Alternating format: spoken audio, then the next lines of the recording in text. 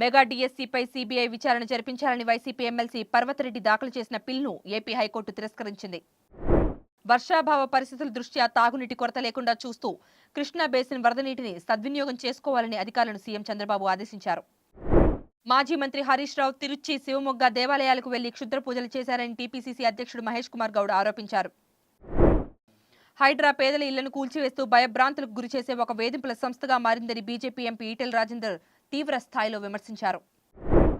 E20 petrol నిలిపివేసి ప్రధాని కలిసేందుకు బయలుదేరిన యాప్ అధినేత కేజ్రీవాల్ను పోలీసులు అడ్డుకోవడంతో ఆయన నేతలతో కలిసి రోడ్డుపైనే నిరసనకు దిగారు. నటి త్రిషపై అభ్యంతరకర వ్యాఖ్యలు చేశారనే ఆరోపణలతో ఉదయం అరెస్టైన డీఎంకే నేత ఉదయనిధి స్టాలిన్ను మద్రాస్ హైకోర్టు ఆదేశాల మేరకు విచారణ అనంతరం పోలీసులు బెయిల్పై విడుదల చేశారు. భారత్ తమకు ముఖ్యమైన భాగస్వామి అని, ప్రపంచంలో ఇజ్రాయెల్కు ఉన్న గొప్ప స్నేహితుల్లో ప్రధాని మోదీ ఒకరని ఇజ్రాయెల్ ప్రధాని బెంజమిన్ నెతన్యాహు కొనియాడారు. భారత్తో సహా 60 దేశాలపై కొత్త సుంకాలు విధిస్తూ అధ్యక్షుడు ట్రంప్ తీసుకున్న నిర్ణయాన్ని సవాలు చేస్తూ అమెరికాలోని 25 డెమోక్రటిక్ రాష్ట్రాలు ఇంటర్నేషనల్ ట్రేడ్ కోర్టులో దావా వేశాయి. పవన్ కళ్యాణ్ భుజం సర్జరీ కారణంగా అభిమానులు ఎంతో ఆశగా ఎదురుచూస్తున్నటువంటి OG2 షూటింగ్ వచ్చే ఏడాది ద్వితీయార్థానికి వాయిదా పడే అవకాశం ఉందని తెలుస్తోంది.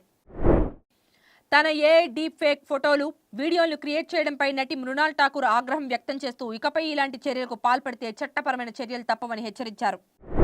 శ్రీలంకలో స్పిన్ పిచ్లపై భారత బ్యాటర్ల ప్రాక్టీస్ కోసం విప్రాజ్ నిగమ్, తనుష్ కోటియన్లతో సహా 4 యువ స్పిన్నర్లను టీమ్ మేనేజ్మెంట్ నెట్ బౌలర్లుగా ఎంపిక చేసి పంపించింది. Please subscribe to the channel and download the Politicos app from the links in the description.